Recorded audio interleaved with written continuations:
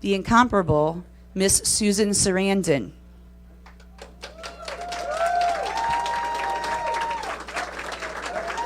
And damn it, Janet, we love you. Thank you. Hi, this is Penny. The last time she was here was right before you guys, much to everyone's surprise, endorsed Obama. So I brought her as a good luck piece to get this nomination out of the way. And I just want to say, Iowa is so beautiful and so brave, and I'm so happy to be here. We all know why we're here. This is the make it or break it election for sure, right? I mean, this is it for the environment. This is it in terms of justice, of every kind of justice, in terms of especially health care, which is such a big deal. And the thing that I just met with some fabulous women and listening to their stories, some of whom are here, and we have so much in common. So many of these stories hold true all over the United States, and people are ready, and what it just takes is it's knocking on those doors, and the groundswell is here for Bernie, and because what he's doing, as we know, is something that is systemic, which is why he is such a threat. He's going to change the game. He is the one that's not here just to get elected. He's here to give us a voice. He's here to get some change, some real change. And if it doesn't happen this time, it's going to be a long wait before somebody else comes up with his record and his authenticity and his passion and this army that he's assembling. Even if, the big bucks aren't there, it's even more important that the big bucks aren't there. Hi, I'm sorry I'm blocking you. So I know, I'm from New York, and we all have our bubbles, but it really, when I came to Iowa, and I was driving all over at that time, I was there for a lot longer than I'm afraid I'm just kind of in and out, because yesterday I got stuck at Newark Airport for 14 hours. I went through 3 different airlines trying to get out because we had storms and trying to get to Chicago, and they had lightning and whatever.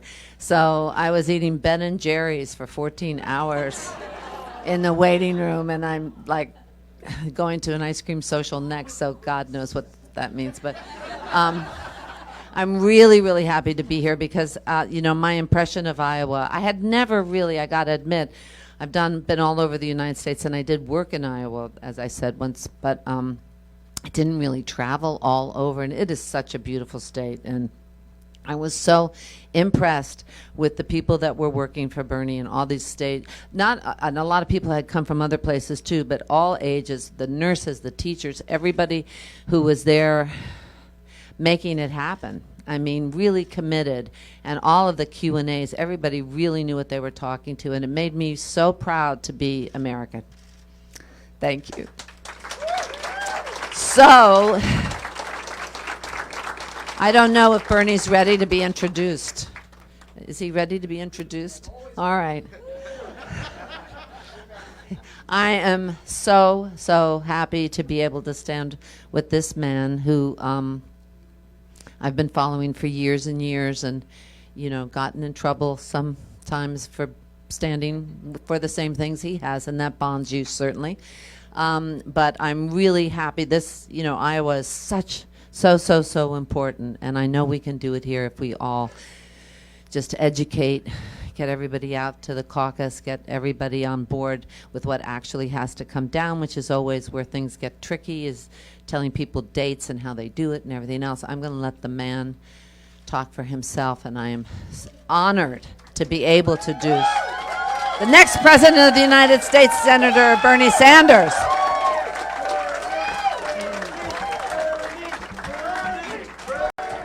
Thank you. Thank you, Susan. Left, come on out. Kids, Dave, what's the other one? Dave, come on. Whoa, you all right? I want to thank Susan for her introduction and to say that Susan is one of the media stars in this country, and she is one of the great actresses, as we all know, in America.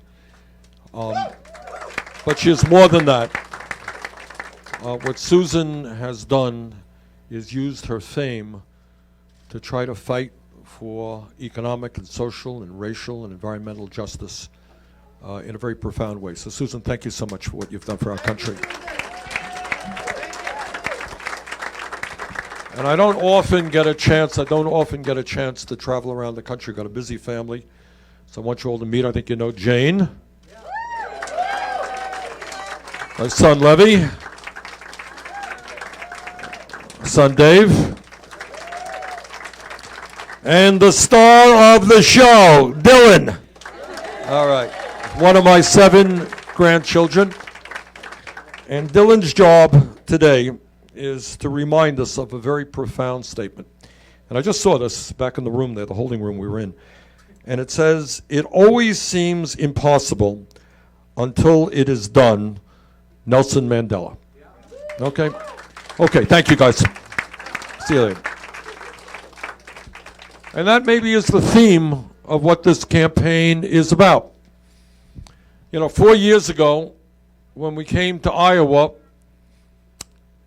we said, maybe if you work 40 hours a week, you should not be living in poverty. And we raised that minimum wage to $15 an hour.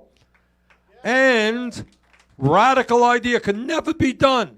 But apropos of what Mandela said, when people stand up and change consciousness, well, lo and behold, think what happens. You got 7 states now have passed the impossible $15 an hour. U.S. Congress last month passed $15 an hour, and we're going to tell Mitch McConnell that he's going to have to pass a $15 an hour minimum wage. And please tell your United States senators, tell Grassley and Ernst, that people cannot make it on $9 or $10 an hour. They need a living wage. Get them to vote for a $15 an hour minimum wage. 4 years ago, apropos, where is that sign? Give me that sign, you guys. Still here? Here it is. All right. It always seems impossible until it's done. 4 years ago, we said that we should be moving toward making public colleges and universities tuition free. An impossible idea. Well, in communities and in states all over the country, that is exactly what is happening. Community college in Los Angeles, San Francisco, free, making huge progress in Tennessee, New York State. New York University Medical School, tuition free now. That idea, it was impossible until it begins to happen. 4 years ago, we raised the issue that maybe there's something wrong in this country when over 40 million Americans are struggling with huge amounts of debt. For what crime did they commit? They wanted to get a higher education. And now they're $50,000, $100,000 in debt. A few minutes ago, we met with a guy who said, he's in his 50s, I guess, he is worried that his Social Security checks are going to be garnished because of student debt that he's been paying off, I guess, for decades. All right. 4 years ago, that seemed a radical idea. Well, you know what? People are talking about it now, and I happen to believe we should cancel all student debt in this country.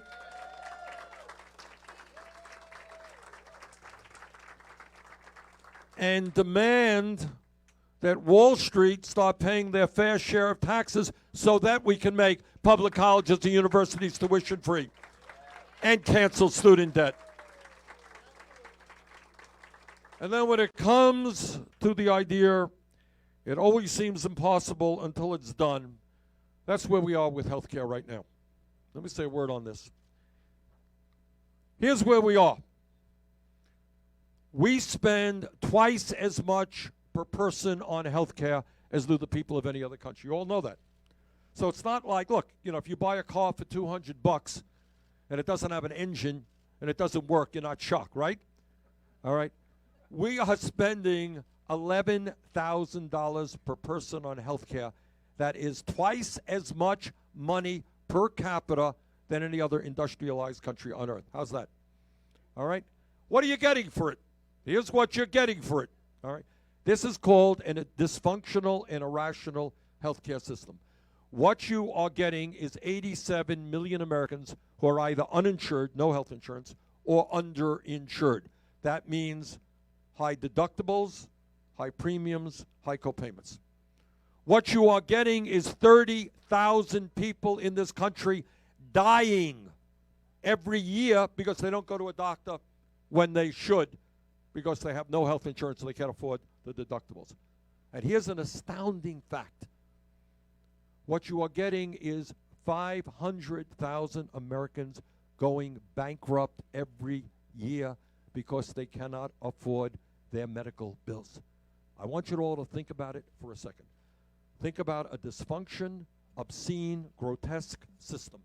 It's a system that says if, God forbid, somebody in your family comes down with cancer, somebody has serious heart problems and requires major surgery, and you end up with a bill of hundreds of thousands of dollars, you will be one of the 500,000 families in America that goes bankrupt.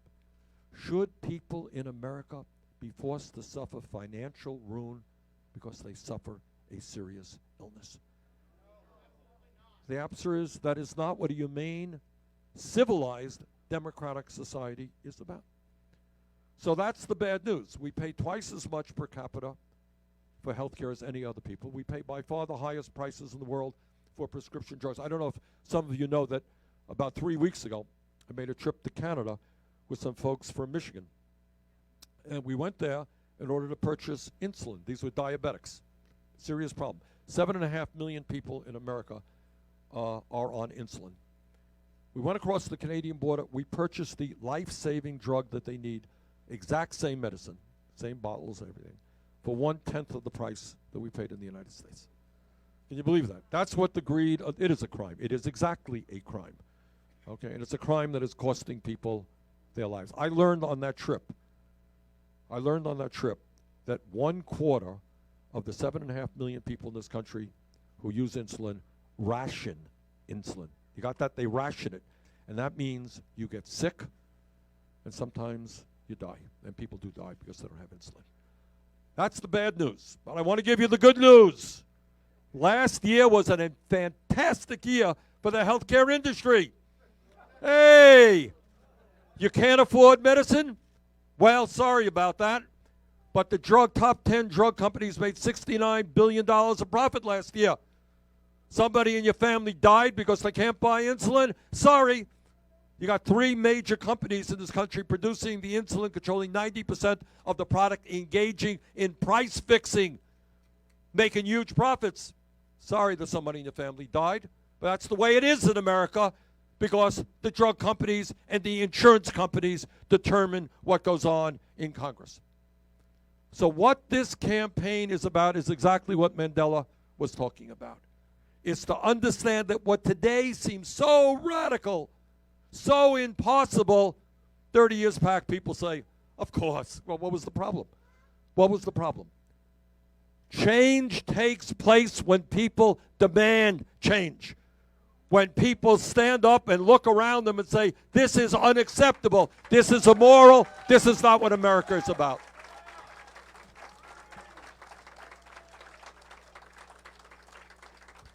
And I want the day to come. And as president, I will make that day much sooner than later. When 10 years from now, people ask you and they say, hey, Grandma or Dad, don't really tell me there was once a time in America where people couldn't afford to go to the doctor. Why are you lying to me? That couldn't be the case. Don't tell me that people went bankrupt because they got cancer. That could not be the case in America. And that's the day that I want to come, when your kids and your grandchildren don't believe that you have to live with an irrational, dysfunctional, greedy system. Now, earlier this morning, I was talking to a group of trade unionists, and I said, look, mark my words, that when you have a healthcare industry, it's the insurance companies and the drug companies, that made last year $100 billion, all they have to do is spend 1% of their profit. That's $1 billion in advertising and so forth, lying about Medicare for All and what it will do. And I said, mark my words, you will see it. Then somebody said, oh, we're already seeing it. It's already on television. I want everybody in Iowa and Illinois and anybody else in this country to understand the people who are paying for those ads are greedy, selfish people. Their only goal is to make as much money as they can, and they could care less whether you or your family had health care or could afford the prescription drugs that you need. That is what this system is about. And together we are going to end that system, and together we are going to move toward a Medicare for All single-payer system. Do me a favor, go out there and tell them to keep quiet, okay? All right, so what this campaign is about, is not only defeating the most dangerous president in the history of this country, and that is what we will do. And I'm proud to tell you that over the last year, I think every credible national poll has us beating Trump, and sometimes beating him pretty badly.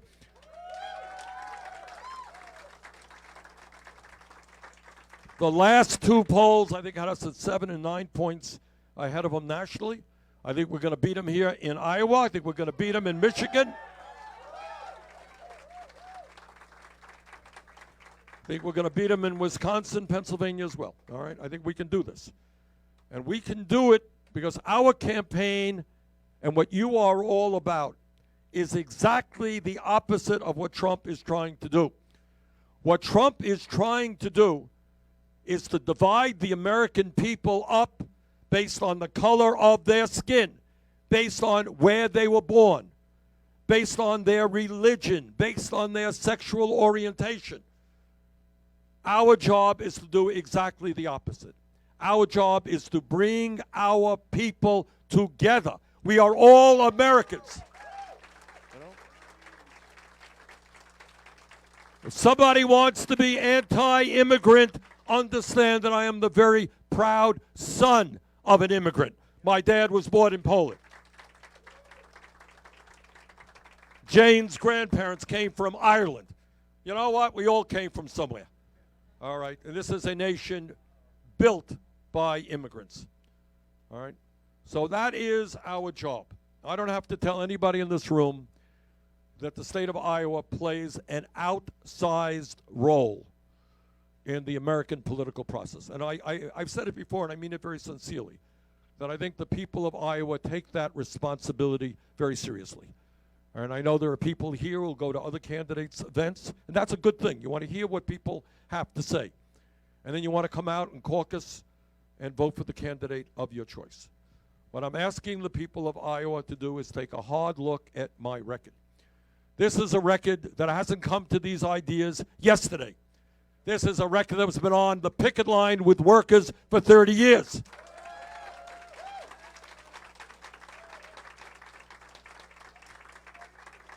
This is a candidate and somebody who has taken on Wall Street. We're taking on the insurance companies. We're taking on the drug companies. We're taking on the fossil fuel industry. And we support and love dogs. All right? That's what this campaign is about. So it's about transforming